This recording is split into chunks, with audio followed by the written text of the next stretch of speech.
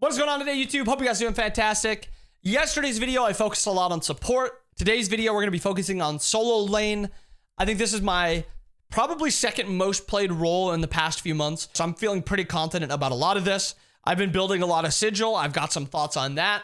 Again, this is not my main role, but I still know a lot about this role. But if you want like guaranteed good information where it's somebody that's played the game, tested a lot, knows min-max and stuff like that, fine, okay, Haddock, stuff like that. But this is just going to be a nice guide for most things. Jumping in, starting with the starters, I'm getting rid of Tainted instantly. It's a bad warrior, bad assassin option. Very, very rarely in any game, period, is Tainted a good option. I will give you the niche scenario of, are you playing Cerberus? You are? Great, you can build Tainted and not look bad.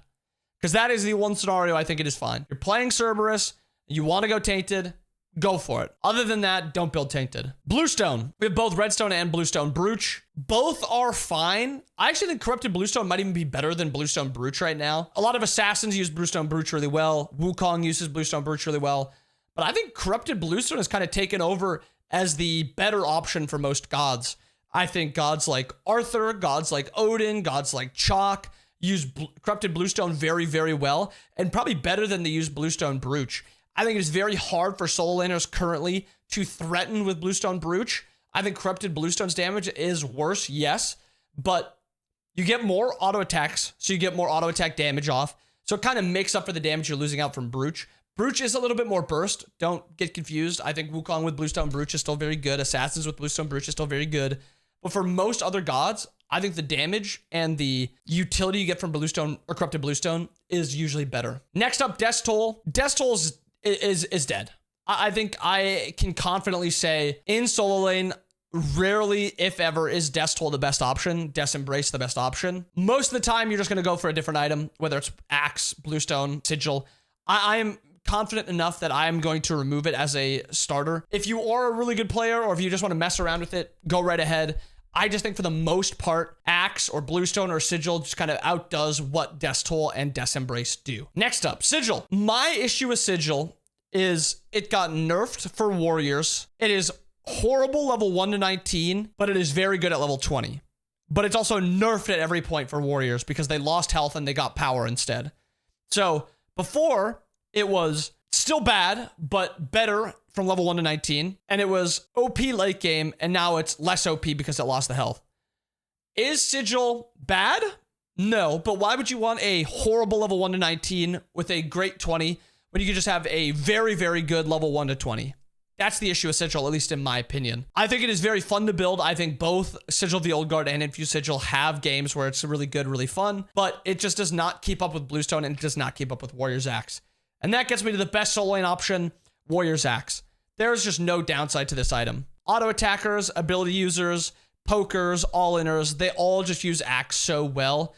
And it is the best laning phase starter by a mile. It is not close how good this is. Keeping in mind Axe now, because, I mean, if you're playing an auto attacker, you can go Animosity. If you're playing an ability user, you can go Sundering Axe. It also carries over to the starters, or the first item, sorry. How I've seen the meta develop now after Blackthorn's buff, Frostbound's buff, and Equinox's nerf, I see Frostbound or Blackthorn in 95% of my games are these the first items built. And it makes sense. They pair really well with Axe. Axe and Blackthorn gives you 55 power. That's incredible. It gives you 400 health, or sorry, 350 health, and it gives you 10 protections of each.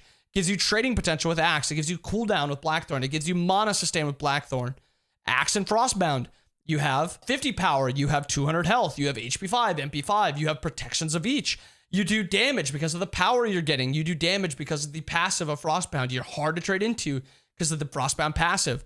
These items are very, very insane, and it is impossible to gank solo laners because of how much damage that they have and how hard they still are to kill. It's incredible. So, in my opinion, your idea in solo lane should be which hammer am I building between these two at the start 90% of the time. Moving on to 9 other items, because from what I've seen in solo lane, these are the only items I really see, period. Contagion is a good anti-heal physical defense item. Glide Shield is a good physical defense item that gives you a little bit more damage and cooldown.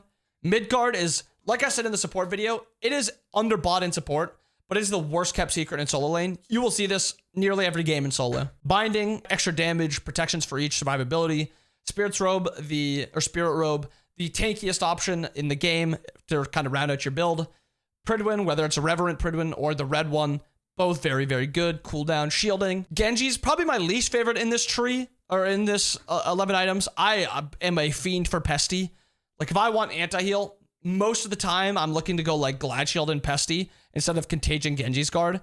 But I understand that Genji's is a very good item. I really like the anti-heal from Pesty. And then lastly, Archdruid's Fury. It's a nice little cap-off item. It gives you a little bit of damage, a little bit of survivability, and the MP5 can be very nice. And now talking about Guardians, because, you know, they're played in solo lane a lot. The builds that I just talked about were mostly for warriors. Assassins kind of want to build like maybe a damage item somewhere, Soul Eater or something like that. But for the Guardians, Sigil's the last one we'll talk about. We've already talked about Tainted a little bit. Are you playing Serb? Yes.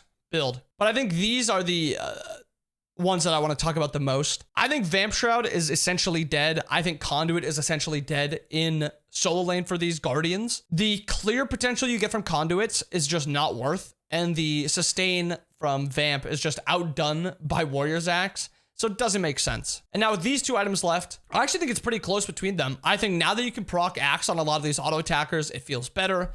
Sigil is a really good survivability option, allowing you to go a damage item first, or just going into another defense item just to spam abilities to kind of get easy clear to build into like a more aggressive second option. I've still not played a ton of Warding Sigil support, to be fair. I just am still of the opinion that I was with the Warriors, that the level 1 to 19 is so bad, the payoff at 20 just doesn't feel that great. And then Axe with Yorm, with Bake, I mean, even gods like Fafnir, Axe of Animosity is so insanely busted on them.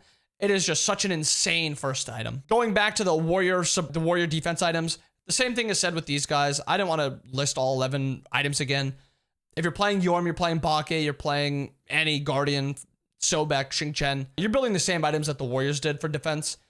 I just want to focus more on these damage items because they do completely different things. Deso's really good if you're planning on killing and then trying to like snowball through a fight. Divine is a good poke item and it's good all in if you're not the one that's kind of reliant on killing everyone or if they just have a ton of sustain. But Curseweaver is this insane like drain tank item. I think is the best way to kind of describe it. If you're playing gods like Cthulhu or Kuzumbo, Xingqian even, where you can do decent damage, but you can't really kill ever. Slapping a Curseweaver in your build makes it so you're doing more damage to them from just playing the game, and you're also healing more from them just playing the game because of the Curseweaver passive. I think it is very hard to fight into a Curseweaver god, even late game and early game. I think Curseweaver is very strong on those tanks, but I think gods like Yorm don't use it very well. Gods like Bake, who's more of an all-in character, doesn't use it that great. But I think it still needs a shout out for like Cthulhu, Kuzumbo, stuff like that. But yeah, that's solo lane. Let me know, drop down below in the comments if you guys have any items or any gods that you think I missed, or if you have builds that you want to ask about. Again, this is not my main role, but I know enough about it to kind of help you guys, guide you guys on where you should be building, what you should be building. But hope you guys enjoyed it. Hope you guys have a wonderful day. I'll see you guys again next time. Peace.